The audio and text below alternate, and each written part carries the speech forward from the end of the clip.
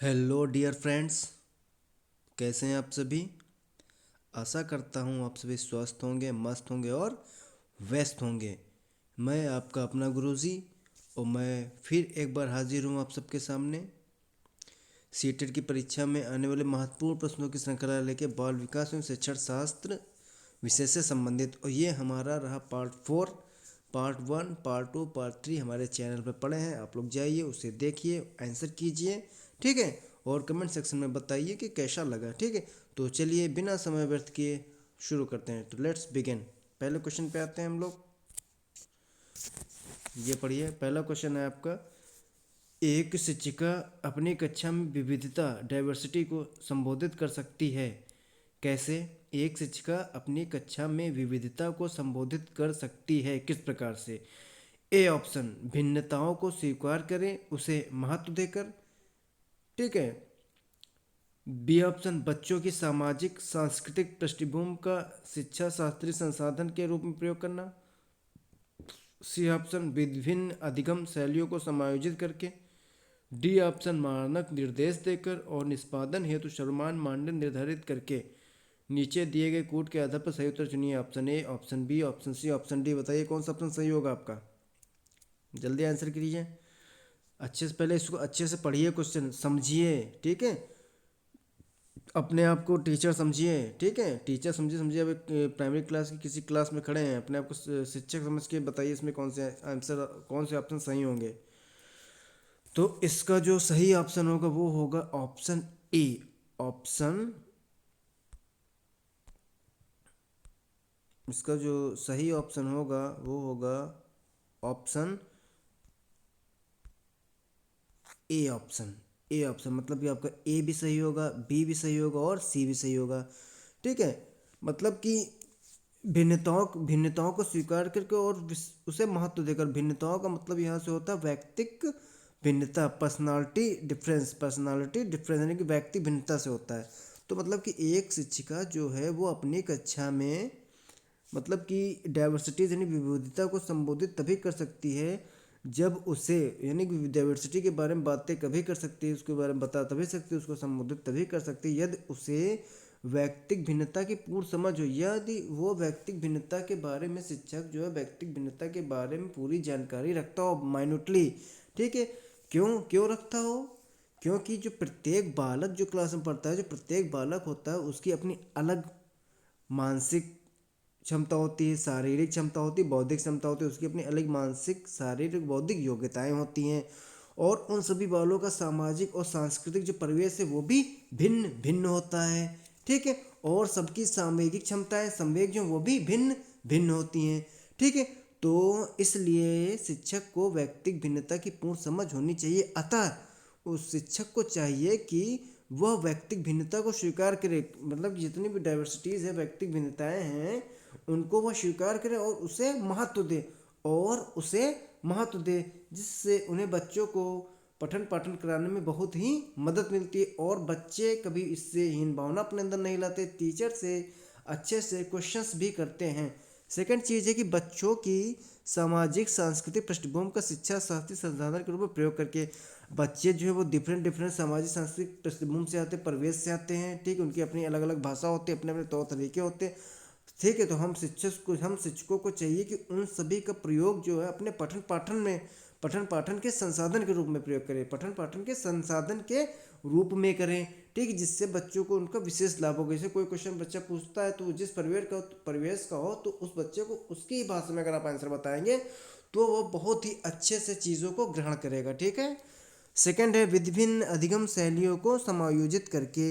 विभिन्न अधिगम शैलियों का समायोजन करके मतलब कि कहने का मतलब हमें कई प्रकार से चीज़ों को सिखाना चाहिए, कई टेक्निक्स का यूज़ करना चाहिए। हर प्रकार से कई टेक्निक्स का यूज़ करके, ठीक, उनको एक दूसरे में सम्मिलित करके चीज़ों को पढ़ाना चाहिए, ठीक है। तो option A, option B, option C आपका सही है, ठीक। और मतलब कि शिक्षिका को चाहिए कि व्यक्तिक भिन्नता को स्वीकार करें, उसे महत्व दे तथा बच्चों की सामाजिक सांस्कृतिक पृष्ठभूमि का जो है वो शिक्षा शास्त्रीय संसाधन पठन पाठन के रूप में प्रयोग करें और विभिन्न अधिगम शैलियों को समायोजित करें, ठीक है। विभिन्न अधिगम शैलियों को समायोजित करके शिक्षण अधिगम प्रक्रिया को संचालित और संपादित करे। ठीक है, पढ़ने पढ़ाने की जो प्रक्रिया है उसको संचालित और संपादित करे। ठीक, तो इसका सही ऑप्शन होगा ऑप्शन ए। ठीक है, ये नेगेटिव पॉइंट है। ठीक, इसको हटाओ। नेक्स्ट क्वेश्चन पे आते हैं। ये अच्छा क्वेश्चन है। कोई शिक्षिका अपनी कक्षा में फर्नीचर की तीखी धार वाले किनारों को रुई से ढका रखने को कहती है। ठीक है, और छुओ तथा अनुभव करे वाले सूचना पटों का उपयोग करने को कहती है। ठीक, वह किस वर्ग के विशेष शिक्षार्थियों की आवश्यकता पूर्ति करने का प्रयास कर रही है।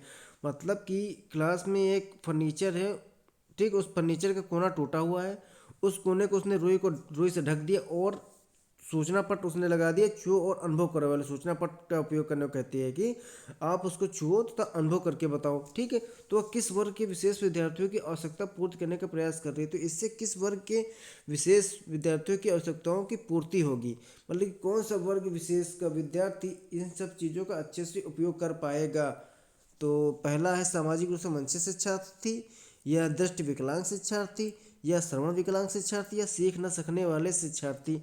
तो सर फटाफट आंसर कीजिए इस क्वेश्चन का, बहुत अच्छा क्वेश्चन है।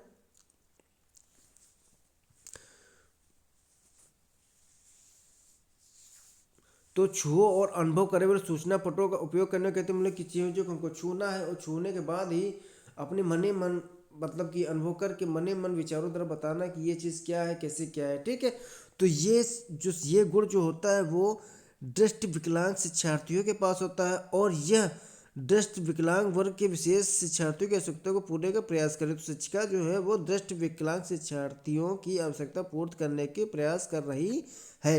मतलब कि किसी भी वस्तु को छूकर उसके आकार के बारे में बताना, उसके रूप के बारे में बताना, वह किस प्रकार है उसके बारे में बताना, और कैसे अनुभव करने पर या महसूस करने पर, मतलब कि उस वस्तु को अनुभव करके और महसूस करके उसके आकार को, रूप को, प्रकार को बताना। इस प्रकार की जो अच्छी जो दिव्य शक्ति होती है, जो शक्ति होती है वो दृष्टिबाधित विद्यार्थियों में ही पाई जाती है। वो दृष्टिबाधित विद्यार्थी जो है किसी भी वस्तु को छूकर उसके आकार, रूप और प्रकार के बारे में अनुभव करके, महसूस करके बता सकते हैं। अतः छुओ तथा अनुभव करे वाले जो सूचना पटों का उपयोग है वो शिक्षिका दृष्टि विकलांग शिक्षार्थियों के लिए करती है। तो इसका सही ऑप्शन होगा बी, दृष्टि विकलांग शिक्षार्थी। ठीक, छुओ और अनुभव करो दृष्टि विकलांग शिक्षार्थी। प्रश्न 2 का सही ऑप्शन है ऑप्शन बी। ठीक है, आइए अपने नेक्स्ट क्वेश्चन पे चलते हैं। ये हमारा रहा नेक्स्ट क्वेश्चन। विद्यालयों में विद्यार्थियों की सफलता के बारे में निम्नलिखित में से कौन सा कथन सही है। असफलता। विद्यालयों में विद्यार्थियों की असफलता मतलब कि विद्यार्थी क्यों असफल हो जाते हैं, इसके बारे में कौन से कथन सही हैं, ये आपको चूज करना है। ठीक है, ये आपको चूज करना है। तो देखिए सही ऑप्शन क्या होगा इसका। ए ऑप्शन, विशेष जातियों और समुदायों से संबंधित विद्यार्थी असफल होते हैं क्योंकि उनमें योग्यता नहीं होती। अच्छा, विशेष जातियों, तो ये आपका सबसे पहले, हाँ ठीक है चलो बी ऑप्शन देखिए। बी ऑप्शन, विद्यार्थी विद्यालयों में असफल होते हैं क्योंकि उन्हें अधिगम के लिए उपयुक्त पुरस्कार नहीं दिए जाते। ठीक है। सी ऑप्शन, विद्यार्थी असफल होते हैं क्योंकि शिक्षण उस तरीके से नहीं किया जाता जो उनके लिए सार्थक हो।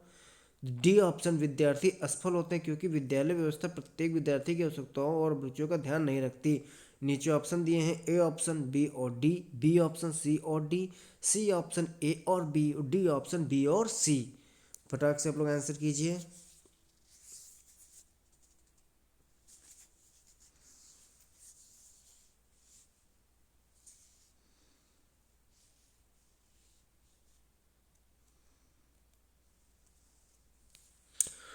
तो इसका जो आपका सही ऑप्शन होगा वो पहले देखो, विशेष जाति हो तो विशेष, ये तो निगेटिव वर्ड आ गया।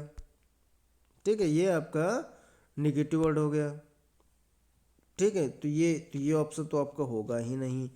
फिर देखो, विद्यार्थी विद्यालयों में असफल होते क्योंकि उन्हें अधिगम के लिए पुरस्कार, ये भी गलत। हर समय उन्हें सीखने के लिए पुरस्कार नहीं, हाँ मोटिवेशन के पुरस्कार दिया जा सकता है, मतलब कि छात्र जो है पढ़ने के लिए और मोटिवेट हो, लेकिन हर समय ये उपयुक्त नहीं है। ठीक है, जैसे पेपर हुआ, अच्छे से नंबर ला गए तो उनको आप कुछ ना कुछ पुरस्कार देते हैं। ठीक है, सकारात्मक ढंग पुरस्कार देते हैं, तो वो बच्चे और मोटिवेट होंगे, बच्चे और मोटिव। अगर आप बार बार तो देंगे फिर एक टाइम नहीं देंगे तो वो ऑटोमेटिक हम पुरस्कार में नहीं, तो उनका मन ही नहीं लगेगा। ठीक है, तो बात बात पे पुरस्कार नहीं देना चाहिए। ठीक है, चलिए सी ऑप्शन, विद्यार्थी असफल होते हैं क्योंकि शिक्षण उस तरीके से नहीं किया जाता जो उनके लिए सार्थक हो। हाँ, ये ऑप्शन तो आपका सही है। ये हो सकता है कि विद्यार्थी तभी असफल हो सकते हैं कि क्योंकि जो शिक्षण है वो उस तरीके से नहीं किया जाता जो उनके लिए सार्थक हो। मतलब कि हर विद्यार्थी की अपनी सीखने समझने की क्षमताएं अलग अलग होती हैं, तो शिक्षण का तरीका ऐसा होना चाहिए जो हर एक विद्यार्थी तक पहुंच सके। हर एक विद्यार्थी क्लास में बैठा आखिरी बच्चा भी उसको अच्छे से सीख सके। एकदम समावेशित प्रारूप, समावेशन का भावना लेके चलना चाहिए। ठीक है, तो शिक्षण की टेक्निक ऐसे होने चाहिए कि हर एक विद्यार्थी उसको आसानी से सबक सीख सके। ठीक, आप अलग अलग विद्यार्थी के पास जाइए, उसके पास जो दिक्कत है, जो चीज़ें हैं, उनको सुनिए, समझिए, उनको सॉल्व करिए। ठीक है, तो इस तरीके से विद्यार्थी जो है वो असफल नहीं होंगे। ठीक, लेकिन अगर अच्छा तरीका नहीं होगा, ठीक है, प्रत्येक मतलब कि आप हर एक एक विद्यार्थी तक नहीं पहुंच पा रहे हैं तो विद्यार्थी असफल हो जाते हैं। ठीक, तो सी ऑप्शन तो सही है आपका।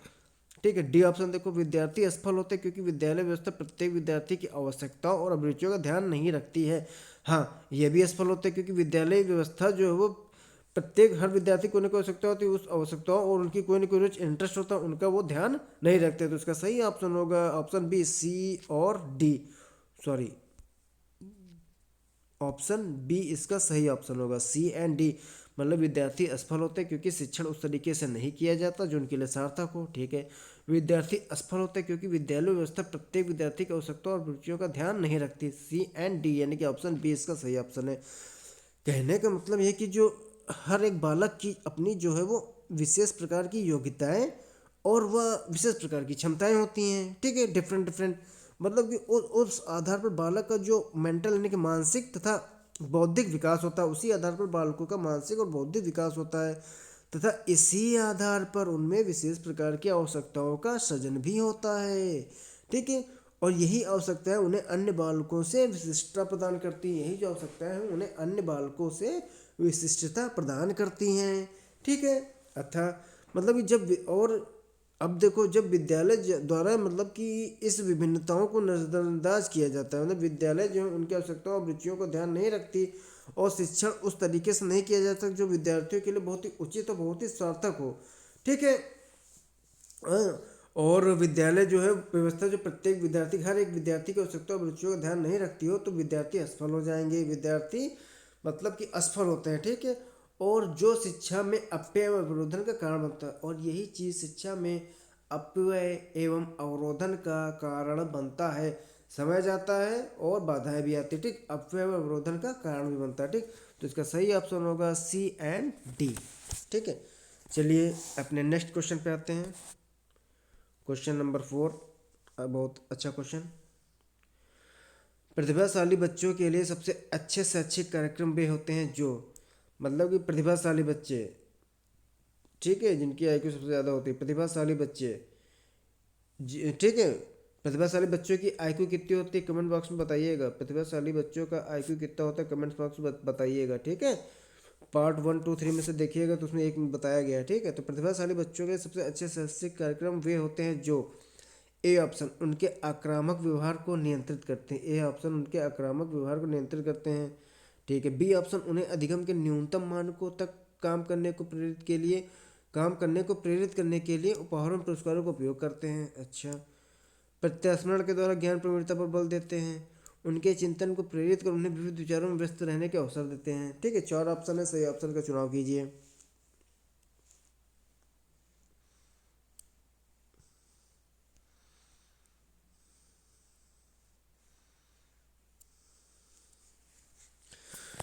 तो ए ऑप्शन आक्रामक व्यवहार, ये तो गलत हो गया, निगेटिव। ठीक है, न्यूनतम मानक तक काम करने को उपहारों पर, ये गलत चीज़ है।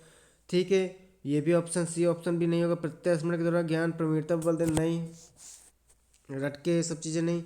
हाँ, सबसे सही ऑप्शन जो होगा, उनके चिंतन को प्रेरित कर उन्हें विविध विचारों में व्यस्त रहने के अवसर देते हैं। मतलब कि जो वो लोग थिंकिंग करते हैं, जो लोग चिंतन करते हैं बच्चे, उन उसे हम और मोटिवेट करें, उसे हम और मोटिवेट करें। ठीक है, जिनसे जिसके कारण उनके अंदर और कई तरह के विचारों पाए, जिसके कारण उनके मन में और कई तरह के विचार हैं और वे उनमें व्यस्त रहें, और इस प्रकार के हमें उनको अवसर देने चाहिए। क्यों? तो इसका जो सही ऑप्शन है ऑप्शन डी होगा। उनके चिंतन को प्रेरित कर उन्हें विविध विचारों में व्यस्त रहने के अवसर देते हैं, तो इसका सही ऑप्शन डी होगा। क्यों? क्योंकि जो प्रतिभाशाली बालक बच्चा है वो सामान्य बालकों से बहुत श्रेष्ठ होते हैं। प्रतिभाशाली बच्चे सामान्य बालकों से बहुत ही श्रेष्ठ होते हैं। सामान्य बालक जो है जैसे अपना क्लास वर्क कर रहा है, इतने दिन में क्लास वर्क करेगा, कोई भी काम है इतने दिन में करेगा, लेकिन प्रतिभाशाली बालक क्या होता है वो अपना क्लास वर्क बहुत ही जल्दी फिनिश कर जाता है। मतलब कोई भी काम क्लास का वो जल्दी जल्दी वो सब कोर्स खत्म कर डालता है, उसके बाद वो उबने लगता है, उसका मन नहीं लगता है। तो हमें उसको कुछ और ऐसे काम देना चाहिए, उसको उसमें बिजी रखना चाहिए, जिससे वो क्या करे और से और सृजनशीलता मतलब कि सृजनशील हो सके, और मतलब कि उसके जिसके कारण उसको और ऐसे काम में व्यस्त करना चाहिए, वो अच्छे से चिंतन करे, ठीक है, और उसको चिंतन के लिए प्रेरित करना चाहिए, और जिसके कारण उसके मन में और अधिक से अधिक डिफरेंट टाइप्स ऑफ थॉट्स आएंगे और वो उन कार्यों में व्यस्त रहेगा, उसको अच्छा लगेगा, ठीक है। तो प्रतिभाशाली बालक जो है वो शारीरिक गठन में और सामाजिक संयोजन में मतलब कि अपने आसपास से संयोजन बनाने में और उनके व्यक्तित्व के लक्षणों में, ठीक है, और विद्यालय जो उपलब्धि होती है वो खेल होती है, खेल होते हैं, ठीक है, और बहुत चीज़ें होती हैं, उन सब में सामान्य बालकों से बहुत श्रेष्ठ होते हैं, ठीक है। ये अपना क्लास और हर चीज़ बहुत जल्दी खत्म कर डालते हैं अन्य बालकों की अपेक्षा, और जब भी क्लास में बैठे रहते हैं तो ये उबने लगते हैं, तो इनको हमें ऐसा काम देना चाहिए उबेना, और इनका और अच्छे से हमें चीज़ें देनी चाहिए जिससे ये अपने थिंकिंग प्रोसेस को और बढ़ा सकें और मन में कई सारे विचार लाएं, ठीक, ये इनको हमें व्यस्त रहने के अवसर देते रहना चाहिए, उबने नहीं देना चाहिए, ठीक है। फिर देखो, ऐसे बालकों को सामान्य शिक्षा के साथ साथ ऐसी शिक्षा व्यवस्था करनी चाहिए, मतलब कि ऐसे बालकों को सामान्य शिक्षा होती है क्योंकि अपना सामान्य शिक्षा बहुत जल्दी पूरा कर डालते हैं प्रतिभाशाली बालक, तो सामान्य शिक्षा के साथ साथ ऐसी शिक्षा की व्यवस्था करनी चाहिए जो उनके चिंतन को प्रेरित करें और उन्हें विविध विचारों में व्यस्त रहने के अवसर दें, और मतलब कि उनको चिंतन करने के लिए प्रेरित करें, उन्हें विविध विचारों में व्यस्त रहने के अवसर दें, ताकि वे अपनी विशेष योग्यताओं के कारण, उनके अंदर जो विशेष योग्यताएं क्षमताएं होती हैं उसके कारण अधिक ज्ञान का अर्जन कर सकें। तो समान शिक्षा के साथ ही साथ हमें ऐसी शिक्षा व्यवस्था करनी चाहिए प्रतिभाशाली बालकों के लिए कि वे उनके चिंतन को, वो जो शिक्षा व्यवस्था है उनके चिंतन करने की प्रक्रिया को प्रेरित करके उन्हें विविध विचारों में व्यस्त रहने के अवसर प्रदान करे, ठीक है, मतलब जिसके कारण उनके अंदर जो विशेष योग्यताएं होती है उसका प्रयोग करके वे अधिक से अधिक ज्ञान का अर्जन कर सके, ठीक है। तो ये होता है प्रतिभाशाली बालक, ठीक है। आइए अब जो इसका चौथा होगा डी ऑप्शन, उनके चिंतन को प्रेरित कर उन्हें विविध विचारों में व्यस्त रहने का अवसर दे, ठीक। नेक्स्ट क्वेश्चन पे, हाँ, अच्छा क्वेश्चन है, इंपॉर्टेंट क्वेश्चन है। राष्ट्रीय पाठचर्या की रूपरेखा 2005, राष्ट्रीय पाठचर्या की रूपरेखा 2005 में आई थी। तो राष्ट्रीय पाठचर्या की रूपरेखा 2005 के अनुसार अधिगम यानी कि सीखना अपने स्वभाव में और है, मतलब अपने स्वभाव में कैसा है, उसका स्वभाव कैसा होता है। ए ऑप्शन सक्रिय सरल, सक्रिय सामाजिक, निष्क्रिय सरल, निष्क्रिय सामाजिक। जल्दी से इसका आंसर दीजिए।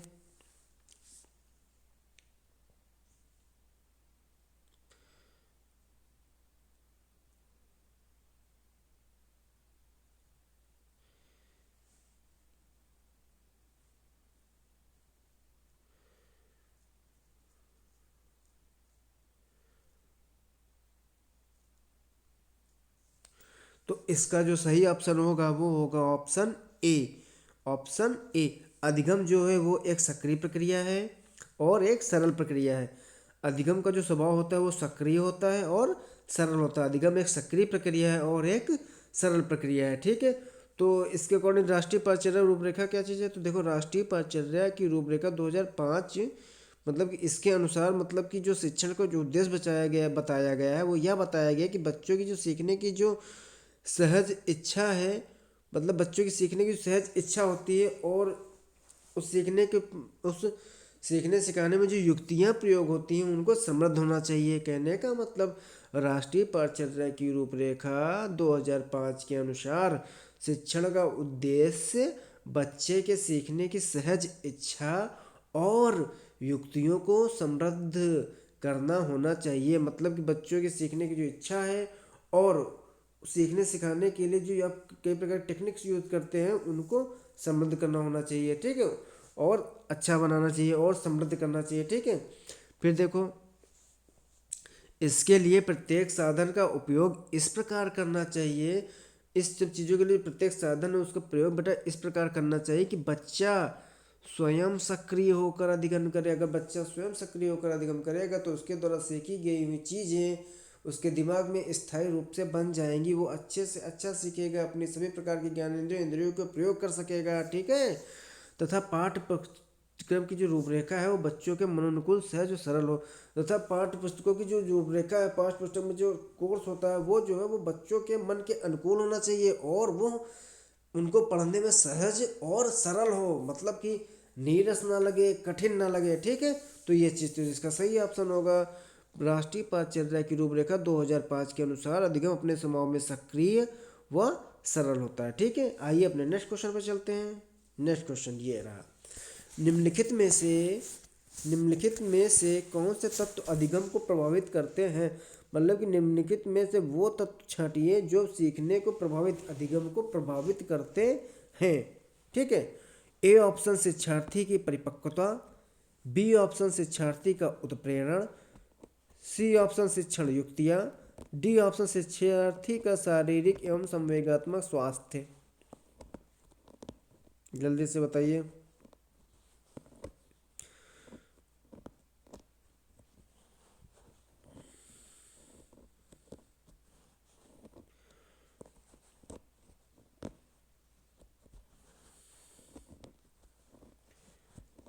तो इसका जो सही ऑप्शन होगा वो होगा option B, A B C D.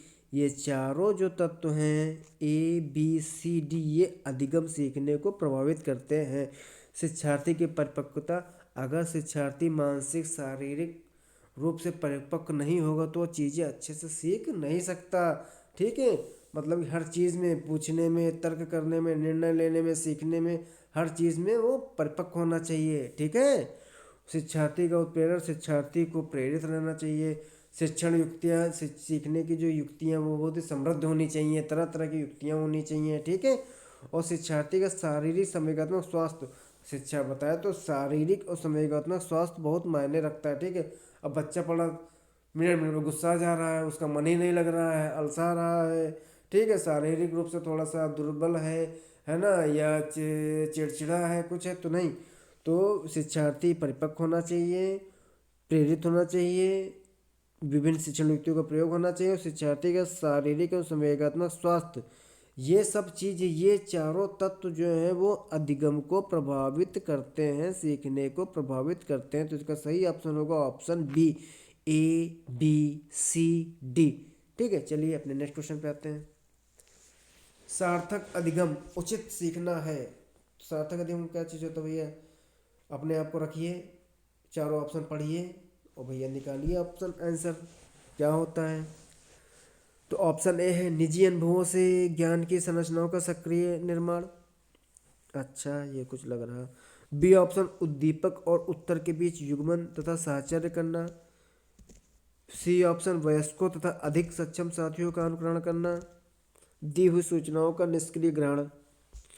ये तो कतई नहीं हो सकता, ये भी नहीं, ए और बी। तो इसमें बताइए कौन सा सही होगा। निजी अनुभवों से ज्ञान की संरचनाओं का सक्रिय निर्माण, उद्दीपक तथा उत्तर के बीच युग्मन तथा साहचर्य करना, वयस्कों और अधिक सक्षम साथियों का अनुकरण, दी गई सूचनाओं का निष्क्रिय ग्रहण। सार्थक अधिगम की बात बोलो, उचित सीखना। तो इसका जो सबसे राइट ऑप्शन आपका होगा, देखो सूचनाओं को ऐसे निष्क्रिय रूप से ग्रहण कर लेना बिना जाने समझे, ये भी गलत। वयस्कों मतलब कि अपने से बहुत बड़े और अधिक सक्षम साथियों अनुकरण ऐसे बिना देखे सोचे समझे उनका, वो भी गलत, ठीक है। और बी ऑप्शन तो आपको ये भी नहीं सही है, उद्दीपक और उत्तर के बीच की युग्मन साहचर्य को मतलब ही नहीं। अब आ जाओ निजी, ए ऑप्शन देखो, निजी अनुभवों से ज्ञान की संरचनाओं का सक्रिय निर्माण। तो असार्थक अधिगम, इस क्वेश्चन का जो सही आंसर है वो होगा ऑप्शन ए, निजी अनुभवों से ज्ञान की संरचनाओं का सक्रिय निर्माण। निजी अनुभव का मतलब क्या होता है, जब बालक जो है स्वयं सक्रिय होकर चीज़ों को सीखता है और सीखने के कारण कुछ उसको अनुभव होते हैं और अपने अनुभव से वह कुछ जानी हुई चीज़ों का अपने ज्ञान का खुद निर्माण करता है, अपने ज्ञान का खुद निर्माण करता है। वो निर्माण किए निर्मित ज्ञान जो है वो स्थायी होता है। तो निजी अनुभवों से ज्ञान की संरचनाओं का सक्रिय निर्माण, मतलब ज्ञान की जो संरचनाओं का ज्ञान का जो निर्माण करता है सक्रिय निर्माण, मतलब कि उसमें खुद कार्य करता हुआ खुद सीखता हुआ उनका निर्माण करे। तो सार्थक अधिगम क्या है? निजी अनुभवों से ज्ञान की संरचनाओं का सक्रिय निर्माण। मतलब कि सार्थक व प्रभावी अधिगम वह है जिसमें बालक स्वयं सक्रिय होकर सीखता है। बालक जो है खुद सक्रिय होकर सीखता है। ठीक है, तो भाई तो निजी अनुभव, अतः निजी अनुभवों से ज्ञान की संरचनाओं का सक्रिय निर्माण ही सार्थक अधिगम है। ठीक है, स्वयं सक्रिय होकर ही सीखना सार्थक अधिगम कहलाता है। वही चीज ऑप्शन ए दिया गया है। ठीक है, नेक्स्ट क्वेश्चन पे आते हैं अपने 8वां क्वेश्चन।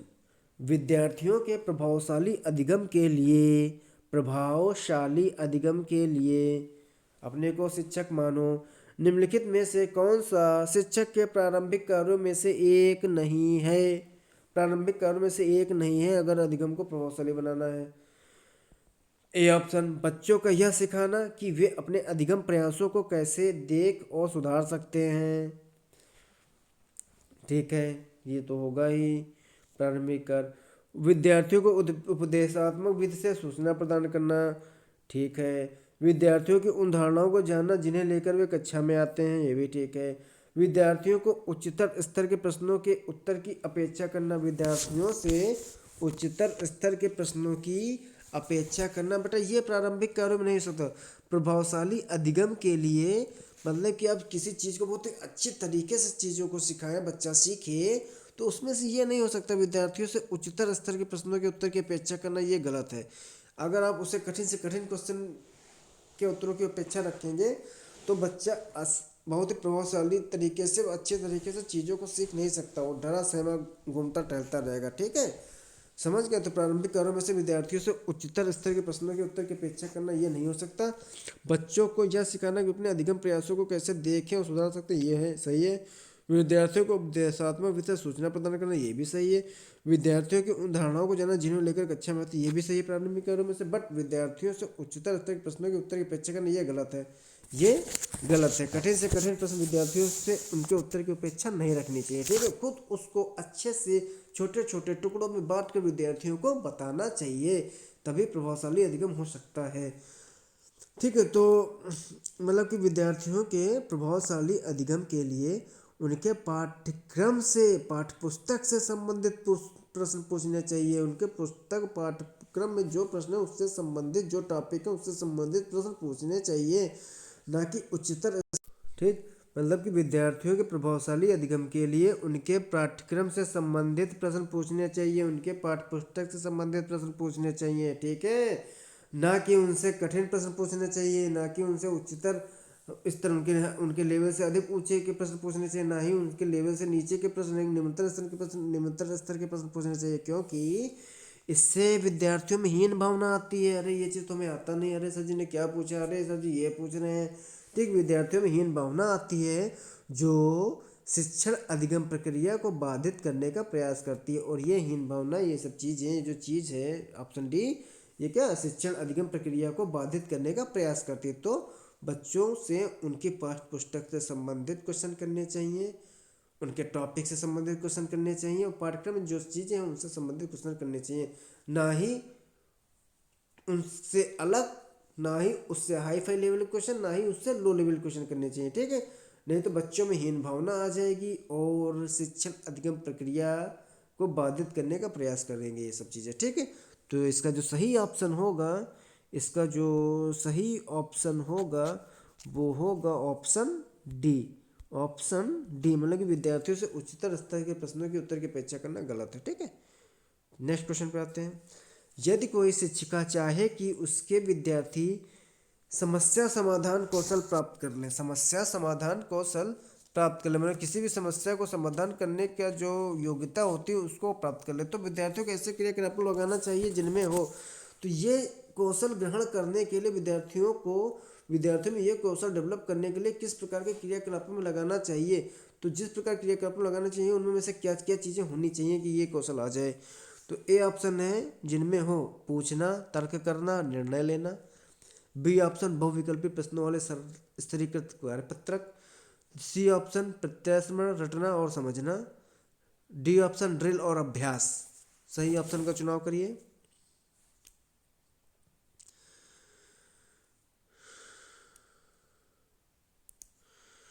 तो इसका जो सही ऑप्शन होगा वो होगा, मतलब कि ऐसे क्रियाकलाप हम लगाएं जिनमें पूछना हो, तर्क करना हो और निर्णय लेना हो। जिसमें पूछना हो, तर्क करना हो, निर्णय लेना हो, इस प्रकार के क्रियाकलापों में अगर हम विद्यार्थियों को लगाएंगे तो विद्यार्थी के अंदर समस्या को समाधान करने की योग्यता का विकास होगा। समस्या समाधान कौशल वो प्राप्त कर लेगा। समस्या क्यों है, किस लिए है, कैसे आई, इसको दूर करने के लिए क्या चीज़ यूज़ करना है, कैसे करना है, क्या सब चीज़ें। तो ये सब चीज़ें यानी कि पूछना, तर्क करना, निर्णय लेना, इस प्रकार के क्रियाकलापों में लगाना चाहिए बच्चों को। मतलब कि यदि कोई शिक्षिका अगर चाहे कि उसके विद्यार्थी समस्या समाधान कौशल प्राप्त कर ले तो उन्हें ऐसे अधिगम प्रक्रिया में लगाना चाहिए जिसमें वे सक्रिय रूप से भाग लें और भाग लेकर, ठीक है, जैसे आप जैसे वो सवाल पूछना, उनका तर्क करना, निर्णय लेना, इन सभी साथ ही साथ इन सभी गतिविधियों के द्वारा वो सीखें।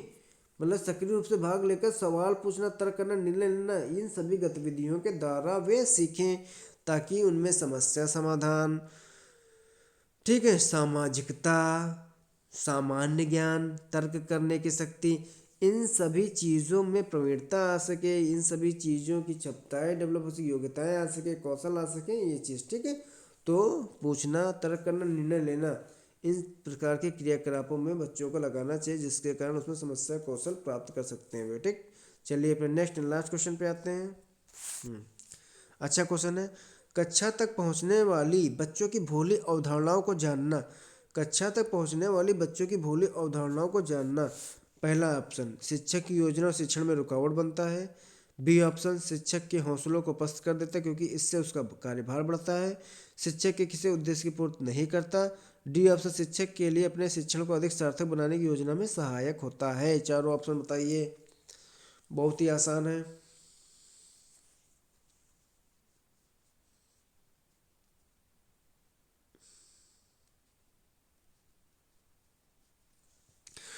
तो कक्षा तक पहुंचने वाले बच्चों की भोली अवधारणाओं को जानना, तो इसका जो सही ऑप्शन होगा वो होगा, शिक्षक के लिए अपने शिक्षण को अधिक सार्थक बनाने की योजना में सहायक होता है। यह शिक्षक के लिए अपने शिक्षण को अधिक सार्थक बनाने की योजना में सहायक होता है। बाकी ऊपर के तीनों जो पॉइंट दिए हैं वो निगेटिव हैं, ठीक, वो नहीं होंगे। सही ऑप्शन इसका आपका होगा डी ऑप्शन, शिक्षक के लिए अपने शिक्षण को अधिक सार्थक बनाने की योजना बना, मतलब कि शिक्षक के लिए अपने शिक्षण को अधिक सार्थक बनाने की योजना बनाने में सहायक होता है। मतलब कि इसके द्वारा जो शिक्षक है वो अपने शिक्षण को और अधिक सार्थक कैसे बनाए उसकी योजना बनाने में वो सहायता करता है। कैसे, जैसे शुरुआत में जब बच्चा क्लास में आता है, हमें जैसे पाठ्य पुस्तक से संबंधित कोई भी टॉपिक पढ़ाना होता है तो सबसे पहले हम क्या करते हैं, बच्चों से प्रस्तावना कौशल के माध्यम से कुछ प्रश्न करते हैं। उसके द्वारा हम बच्चों से देखते हैं कि उनको कितना पूर्व ज्ञान उससे संबंधित, उनके पूर्व ज्ञान के बारे में जानते हैं, जानकारी प्राप्त करते हैं। उसके बाद क्या करते हैं, उस पूर्व ज्ञान के आधार पर ही हम बच्चों को नया ज्ञान प्रदान करते हैं तथा पाठ्य पुस्तक में जो संबंधित टॉपिक है बच्चों को पूर्व ज्ञान से जोड़ते हुए पढ़ाते हैं, अर्थात उसको हम सार्थक रूप से प्रस्तुत करते हैं। तो इस प्रकार बच्चों की भोली अवधारणाओं की जानकारी प्राप्त होने से शिक्षक जो है वो शिक्षण को सार्थक तथा रोचक बना सकता है। भोली अवधारणा का मतलब ये है कि बच्चा पहले से कितना जानता है। शिक्षक अगर ये जान गया कि बच्चा इस चीज़ के संबंध में इतना इतना पहले से जानता है तो हम उसको आधार बनाते हुए उससे संबंधित जो नई नई चीज़ें होती हैं हम जब बच्चों को सिखाएंगे तो हमारे द्वारा जो किया गया शिक्षण अच्छा बहुत ही सार्थक होगा और बच्चा उसको बहुत ही अच्छे से सीखेगा। लग रहा है अपने घर में ही बैठा है। जब पूर्व ज्ञान उसका जब उसमें जुड़ेगा चीज़ें तो उसको लगेगा कि हाँ ये सब चीज़ें मैं तो पहले से किया हूँ, मतलब लग रहा है कि हाँ ये पढ़ी पढ़ाई चीज़ें हैं, तो वो उस नई चीज़ों को भी बहुत ही अच्छे से सीखेगा। अर्थात बच्चों की जो भोली अवधारणाओं की जानकारी से अर्थात बच्चों की भोली अवधारणाओं की जानकारी से शिक्षक जो है शिक्षण को सार्थक तथा रोचक बना सकता है। तो इसका जो सही ऑप्शन होगा वह होगा ऑप्शन डी ऑप्शन। ठीक है, तो चलिए बच्चों, हम लोगों का ये सेशन फिनिश हुआ। मिलते हैं अपने नेक्स्ट टर्न पे और अच्छे क्वेश्चंस के साथ। तब तक आप सभी अपने तैयारी में पूर्ण मनोयोग से लगे रहें। ठीक है, आप सभी का पेपर अच्छा हो, आई विश। ओके, तब तक के लिए धन्यवाद। आप अपना ख्याल रखिए। ठीक है, धन्यवाद।